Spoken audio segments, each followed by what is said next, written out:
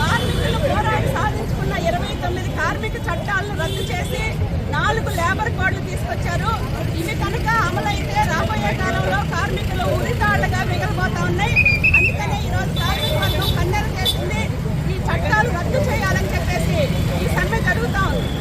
ఈ సమ్మె దేశభక్తి గల సమ్మె. అందుకని రైతులు, వ్యవసాయ కార్మికులు, ఉద్యోగ ఉపాధ్యాయులందరూ కూడా దీన్ని మద్దతు ఇస్తా ఉన్నారు.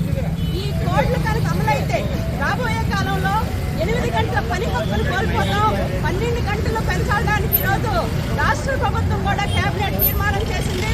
మహిళలు కూడా రాత్రిపూట పని చేయొచ్చు అని చెప్పేసి ఈరోజు మన కేబినెట్ తీర్మానం చేసింది. ఆ కేబినెట్ నిర్ణయాన్ని కూడా ఉపసంహరించుకోవాలని చెప్పేసి డిమాండ్ చేస్తా ఉన్నాం. అలానే ఈరోజు అనేక సేవా రంగంలో అంగన్వాడీ కానీ, ఆశా కానీ, మధ్యాహ్న భోజన కార్మికులు కానీ, మున్సిపల్ కార్మికులు, పంచాయతీ కానీ ఈరోజు ప్రజలకు సేవలు అందిస్తూ ఉన్నారు. ఇటువంటి కార్మికులకు ఎటువంటి ఉపాధి భద్రత లేదు, కనీస వేతనాలు అమలు చేయట్లేదు. అందుకని వీళ్ళందరినీ ప్రభుత్వ ఉద్యోగులుగా గుర్తించాలి. ప్రతి కార్మికుడికి కనీస వేతనం 26,000 రూపాయలు ఇవ్వాలి.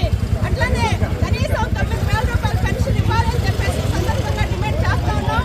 అట్లనే ఈరోజు ట్రాన్స్పోర్ట్ కార్మికులు, ఈరోజు ఆటో కానీ, ఈరోజు ముఠా కార్మికులు, భవన నిర్మాణ కార్మికులు ఎటువంటి సమగ్ర చట్టం లేకుండా ఈరోజు 60 సంవత్సరాలు దాటిన వాళ్ళ వయసు ఉడికిపోయిన తర్వాత చాలా ఇబ్బందులు గురవుతా ఉన్నారు. అటువంటి వాళ్ళందరికీ సమగ్ర చట్టం కావాలని చెప్పేసి ఈ పెరుగుతున్న కరెంటు ఛార్జీలు తగ్గించాలి, స్మార్ట్ మీటర్లు రద్దు చేయాలి.